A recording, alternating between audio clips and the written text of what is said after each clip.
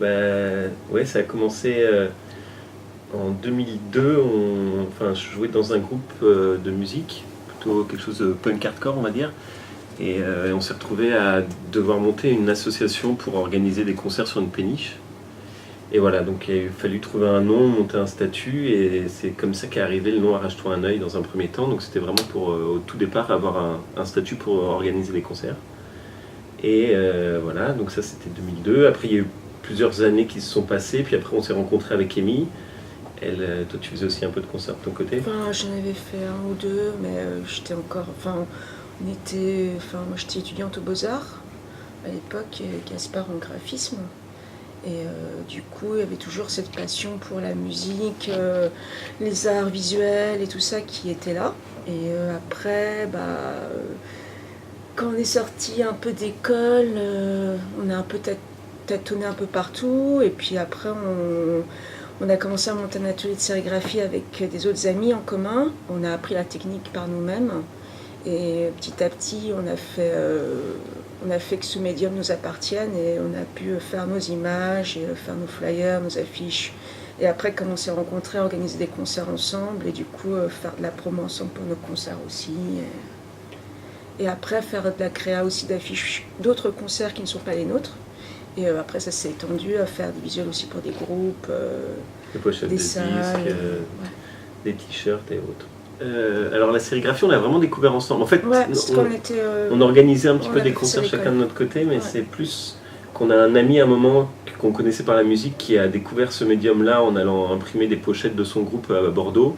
Et en revenant sur Paris, il s'est dit oh là là, c'est trop bien, faut qu'on monte un atelier sur Paris. Et du coup, il avait des potes qui étaient en coloc à Bondy. Ils se sont dit bon, allez, plusieurs étaient motivés. Du coup, ils se sont retrouvés, ils étaient une petite équipe et nous, on est les deux dernières personnes à qui ils ont proposé. Donc, on s'est retrouvés à 9. Personne ne savait en faire.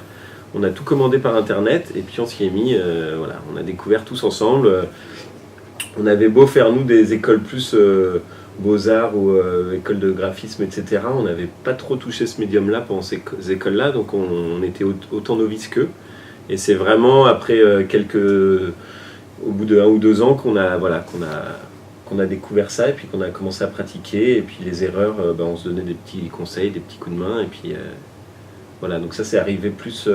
On a découvert vers 2005 la sérigraphie et puis pendant 2-3 ans c'était un petit peu de temps en temps. Et puis voilà, puis depuis 2008-2009 on en fait vraiment un peu plus. Puis on a un atelier sur Paris depuis 2009-2010. Petit à petit, cette coloc a bondi.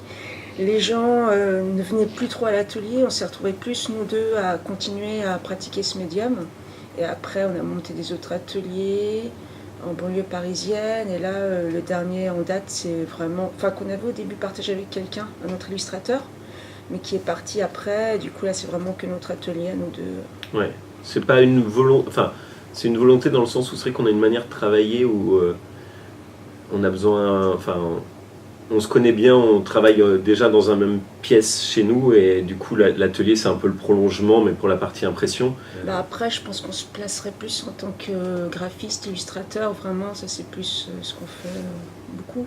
Ouais. La sérigraphie, on imprime nos créations, mais après il y a aussi pas mal maintenant de boulot, de visuels plus qu'on fait qui ne sont pas sérigraphiés, comme les pochettes de disques, toutes ces choses-là, ou de la com pour des festivals ou des choses comme ça. En fait. Oui, après c'est un peu quand même. Enfin, c'est ça qui nous a permis justement de montrer notre univers et qu'après d'autres personnes sont venues nous voir pour nous proposer tel et tel projet en fait. Ouais.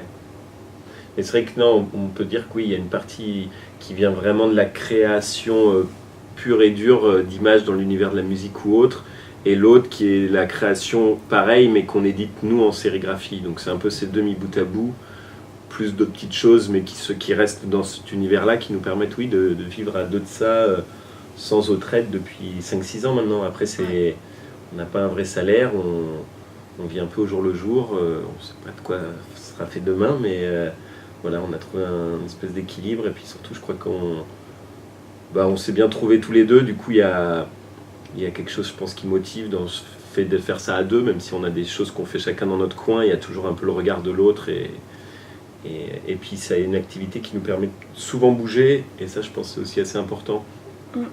Plutôt que faire tout le temps tout chez soi et pas sortir. Là c'est vrai qu'on a le côté, vu qu'on bouge souvent sur des festivals, que ce soit de musique ou des salons de micro-édition autour de la sérigraphie, de la gravure ou des expos personnelles ou des choses comme ça, c'est vrai qu'on bouge souvent et ça fait du bien parce que c'est pas mal de temps souvent on est chez soi à faire des visuels et tout et c'est bien de sortir, de démontrer et de s'aérer un peu.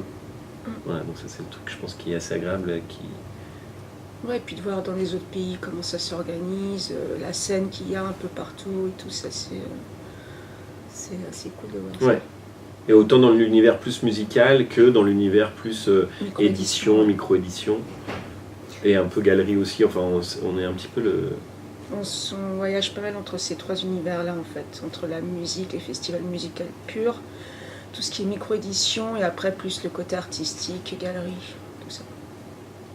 Alors je pense que le tout début ça s'est fait assez, je pense un peu naturellement. Moi je pense qu'on a été assez touchés quand on a découvert la musique, d'assez vite découvrir tout l'univers un peu de la scène alternative parisienne et tout l'univers autour des squats notamment, que ce soit de la musique punk, hardcore, grind, ouais, enfin musique souvent un peu autour de la scène on va dire punk do it yourself parisienne. Et c'est vrai qu'il y avait une esthétique déjà là-dedans. Il y avait aussi un côté feuille d'info, du coup il y avait toujours ce côté un petit peu... on allait à un concert et on avait un petit truc à regarder, il y avait des petites infos sur les concerts à venir, des petits comptes rendus des soirées précédentes, des flyers, des dessins, enfin voilà. Et je pense que ça, on a été touché assez jeune là, par ça, qui je pense nous a marqué et continue à nous marquer. Donc il y a eu ça, et après les influences après, c'est plus toutes graphiques, les influences artistiques, tout ce qu'on a pu voir, soit avant les études, soit pendant les études aussi, ça influence pas mal, je pense, nos apports artistiques à tous les deux. Ouais, c'est vrai que la scène psyché américaine, enfin toutes les affiches psyché, ça c'est sûr que ça nous a marqué. Après, il y a pas mal d'autres choses, c'est vrai qu'il y a... Ouais, après ça fait un mélange de plein de trucs, aussi les voyages qui marquent aussi. Après je sais qu'on est tombé sur quelques bouquins, genre Rock of Modern Poster. Ouais, il y a très longtemps. Il y a très longtemps, ça, c'était, quand on l'a vu, ce livre-là, c'était vraiment la découverte. Un panorama de la scène américaine, mais plus récente, plus des années 90. 90, ouais. Et après, bon, il y a eu les vieux bouquins et les pochettes des années plus psyché. Après, il y a les eu. pochettes d'albums psyché. Moi, je sais que j'ai tout. Pas mal tout ce qui est flyer punk aussi. Géométrique un peu, le côté un peu abstrait aussi. Art optique un peu. Ouais, voilà. Enfin, ça, c'est après au fur et à mesure des années, des rencontres, des découvertes. C'est vrai que concernant les lieux un peu alternatifs sur Paris, c'est vrai qu'il y en a de moins en moins, c'est de plus en plus compliqué. Mais après, il y a toujours un creux des hauts et des bas, en fait. Il y a des moments, quelques années où il y avait pratiquement rien. Après, c'est remonté. Il y a des énergies qui se sont créées, des gens qui ont ouvert des choses. Après, bon, ça se referme assez vite aussi. Mais après, il y a toujours des hauts et des bas, j'ai l'impression. Après, c'est vrai que d'ensemble, c'est quand même plus compliqué plutôt qu'il y a quelques années où tu avais des trucs en plein Paris complètement hallucinants. 15 ans d'orgas de concert, du coup, qui sont arrivés avant la sérigraphie. Le premier concert, même, ce sera vraiment au mois de juin. C'était au mois de juin 2002, sur une péniche, justement. Et voilà. Et on a continué, on continue toujours à en organiser un peu moins souvent parce qu'on bouge pas mal, du coup c'est pas tout le temps très pratique pour la com et tout, mais on a toujours autant de plaisir à le faire, donc c'est vrai qu'on en fait moins mais on continue à le faire. Et puis là le festival c'était aussi une manière d'un petit peu marquer le coup, parce qu'étant donné, oui, comme je disais, là ces dernières années on en faisait un petit peu moins, on a toujours beaucoup de plaisir à le faire, on a moins le temps pour le faire, et du coup le fait de le faire sur un festival, ça permet de faire vraiment quelque chose pour montrer un petit peu tous les univers de musique qu'on aime bien, essayer de brasser ça, rajouter un peu d'expo, de cuisine, des choses comme ça, de ciné-concert, et le format festival permet de faire quelque chose où vraiment les gens viennent, et puis il y a vraiment différents univers et peuvent déambuler là-dedans. Donc ça serait que c'était assez important, je pense. Depuis quelques temps, on fait aussi des installs aussi en sérigraphie, donc ça on n'en a pas trop parlé. Ouais. Depuis 3 ans maintenant, 3-4 ans, et c'est vrai que c'est quelque chose qu'on voudrait plus développer, où souvent c'est des petites résidences, et là c'est vraiment plus une création, donc c'est... En volume, c'est un mélange entre de la scénographie et de la sculpture en fait. Tout en papier sérigraphié, et du coup on fait ça dans des lieux, donc pour l'instant on l'a fait pas mal dans des festivals de micro-édition ou de musique. Et pour le coup là il y a quelque chose de plus artistique étant donné que c'est pas pour un groupe, c'est vraiment un visuel, une sorte de visuel qui aurait été transposé à quelque chose en 3D, donc avec tout en papier sérigraphié, mais avec un gros travail de découpe, d'assemblage, de suspension, de structure. Et ça, ce qui est assez cool, et c'est pour ça aussi qu'on voudrait un peu plus le développer, c'est que c'est vraiment quelque chose qu'on fait à deux, complètement, hein, contrairement aux affiches où les visuels sont faits par l'un ou par l'autre, avec souvent des petits questions, enfin comment dire, un petit regard un peu de l'autre, mais qui sont quand même faits par l'un ou par l'autre.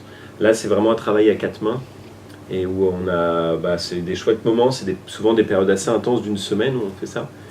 Et voilà. Et donc ça, c'est vrai que c'est quelque chose qu'on voudrait plus développer, mais bon, ça viendra avec le temps, quoi. Mais...